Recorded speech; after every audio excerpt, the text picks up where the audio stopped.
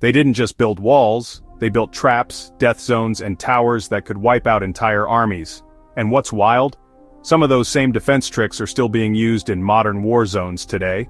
Most people think medieval castles were just big stone houses for kings, but the truth is, they were high-tech war machines. Every staircase, every corner, every window, it was all designed to kill.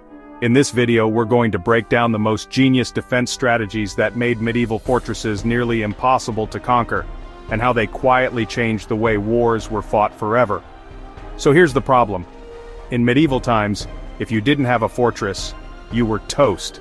Raids, rival kingdoms, peasant uprisings, invasions from all sides, it never stopped. A king couldn't just rely on a moat and pray his walls held up. He needed a place that was so smartly designed, enemies would bleed out trying to get through the front door. But how do you build something that strong in an era without machines, drones, or satellite maps? That's what we're about to uncover. The first rule, location was everything. Let's start with the basics. Where you put your fortress could mean life or death. Back in the early Middle Ages, before gunpowder and cannons, elevation was king. If you built on a hill, you could see your enemies from miles away, and more importantly, they had to climb while you rained down arrows, boiling oil, rocks, whatever you had. This wasn't just about defense, it was about psychological dominance. Think about it, you're a soldier walking for days with your army, tired, hungry, and suddenly you see this massive stone beast looming over the valley. That's a fight most people didn't even want to start. One famous example, Edinburgh Castle in Scotland. It's basically carved into volcanic rock. Attacking it meant climbing a steep, narrow slope while defenders had full view and time to prepare. No surprise, it's been involved in 26 sieges and survived almost all of them. The wall strategy, not just a barrier, a weapon. Walls weren't just walls, they were smart, thick at the base to absorb impact, sloped to make climbing harder, and layered with curtains and baileys, which sounds fancy but just means outer and inner sections. If attackers broke through the outer wall, they didn't win, they just got into a trap. Now they were in a small courtyard surrounded by more walls, archers, and boiling tar. They were fish in a stone barrel. Concentric castles took this to the next level. These had multiple rings of walls, one inside the other. Even if you broke the first layer, there was always another. Like a medieval onion of death. Best example, Beaumaris Castle in Wales, built by King Edward I. It had an inner wall, an outer wall, a moat, and dozens of towers all perfectly arranged to defend each other. No one ever conquered it, not once. We've all seen moats in movies, big ditches filled with water and crocodiles. The truth is, most moats didn't have monsters, but they were just as deadly. Moats weren't just to stop people from getting close. They were engineering traps. Try bringing a ladder or a siege tower across water, you'd sink. Try digging under the wall. The moat would flood your tunnel. Some moats were dry, but even then they were carved so deep and wide they forced enemies into narrow choke points. Perfect targets for arrows and boulders. If you fell in, good luck getting out while being shot at. Crac des Chevaliers, a Crusader fortress in Syria, had both wet and dry moat systems, and even a sloped stone platform where attackers would slide into death traps like they were on a medieval slip and slide. You'd think the front door was the weakest part of a fortress, but no. The gatehouse was often the most brutal killing zone of all. Picture this. You finally reach the gate, you break it down, or think you do. You rush in, and now you're trapped in a narrow tunnel with murder holes above. Defenders drop stones, hot sand, arrows, boiling water, you're stuck. Can't run forward, can't run back. It's a kill zone by design. Some gatehouses had multiple doors like a trap hallway. One opens, you enter, the other closes. You're done. Some had portcullises, huge spiked gates that dropped fast and locked you in place. One famous example, Bodiam Castle in England. Its gatehouse was so complex it had 3 portcullises, a drawbridge, and a ton of hidden defense points. Breaking in was almost impossible, and even if you did, you'd probably die doing it. Towers weren't just for spotting enemies, they were deadly tools in fortress design. Round towers replaced square ones in later medieval periods. Why? Square corners could be collapsed by battering rams. Round towers deflected blows better and gave defenders a wider angle of fire. Inside towers, defenders had spiral staircases, but they spun clockwise. That wasn't random. Right-handed attackers going up the stairs had less space to swing their sword. Defenders coming down had more room. A staircase became a built-in fight trap.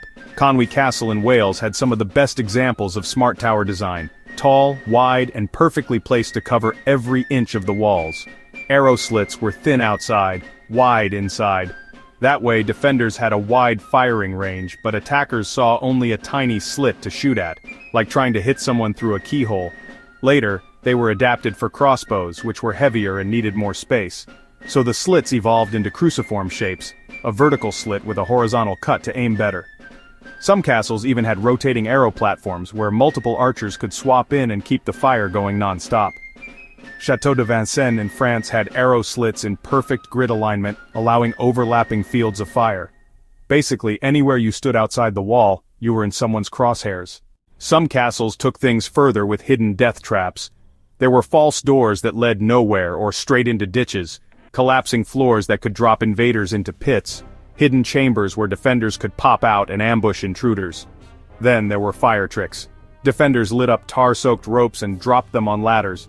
Some even had built-in chimney shafts to funnel smoke or flame directly into enemy siege towers.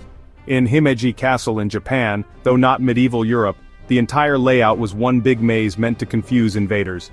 If you didn't know the secret path, you'd get lost, ambushed, or cornered.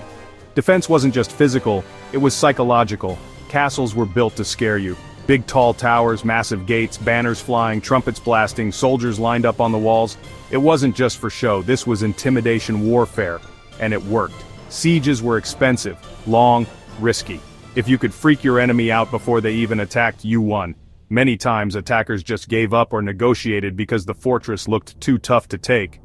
Carcassonne in France is a great example. Its massive double walls, towers, and battlements looked so insane that invaders often backed off just from the sight alone. Siege defenses, from hot sand to counter tunnels. When attackers brought in siege weapons, battering rams, towers, trebuchets, defenders had counter-tactics ready. Boiling water and oil were classics, but they also used hot sand, which was worse. It got under armor, burned the skin, and couldn't be wiped off. Counterweight catapults threw stones right back at the enemy. Some even launched dead animals to spread disease. And if enemies tried to tunnel under the walls, defenders would dig counter-tunnels and collapse them on top of the invaders. Rhodes Castle held off a full Ottoman siege using all of these tactics, and more.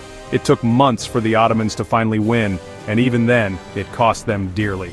Castles changed the way wars were fought. Here's what's crazy. Because of castles, warfare slowed down. You couldn't just charge in and take land anymore. You had to plan sieges that could last months. That meant more logistics, more supplies, more money. Kings had to get smart, not just brutal. And that led to treaties, politics, and longer-lasting kingdoms. Castles made warfare more about brains than blood, and in many ways, that shaped modern Europe. Now here's where everything shifts. By the late medieval period, all of these insane defense strategies, moats, murder holes, round towers, arrow loops, had been pushed to their limit. And then came the real game changer. Gunpowder. Boom! Suddenly all those thick walls that took decades to build, cannons could blast right through them in hours.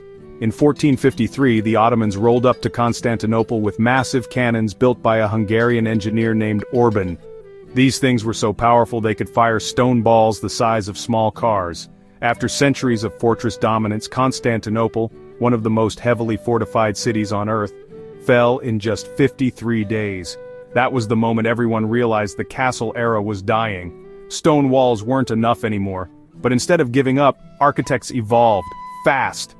They started designing star-shaped forts with low, sloped walls that could absorb cannon fire and bounce it off.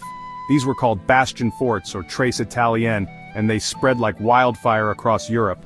You can still see some of them today, like Fort Bourtange in the Netherlands. It's shaped like a perfect five-pointed star surrounded by moats and angled walls, designed to deflect cannonballs, not arrows. It was a whole new level of smart. This shift, from towering stone castles to flat geometric forts, marked the end of the medieval fortress age and the beginning of modern military engineering. So yeah, gunpowder broke the walls, but fortress thinking didn't die, it just evolved. Let's rewind everything we just uncovered. Medieval fortresses weren't just cool backdrops for fantasy movies. They were living, breathing war machines, designed down to the last stone to trap, slow, and crush any invader who tried to break through. From choosing the perfect hilltop to building death tunnels and gatehouses, from sloped walls and boiling oil to secret staircases and ambush rooms, from crossbow tricks to fire traps to counter tunnels underground, these castles were not just homes, they were battlefields made of stone. And more importantly, They changed history. They gave rulers power, forced enemies to rethink how war worked, shifted control from raw violence to clever strategy. And even after they were outgunned, their legacy shaped how modern forts, and even today's military bases, were built. Fortresses taught us something timeless. You don't always win by fighting harder. Sometimes you win by building smarter. If you enjoy our journey, please like and subscribe to our channel, and if you like our content and want to support me, you are welcome to buy me a coffee. The link is in the description box below.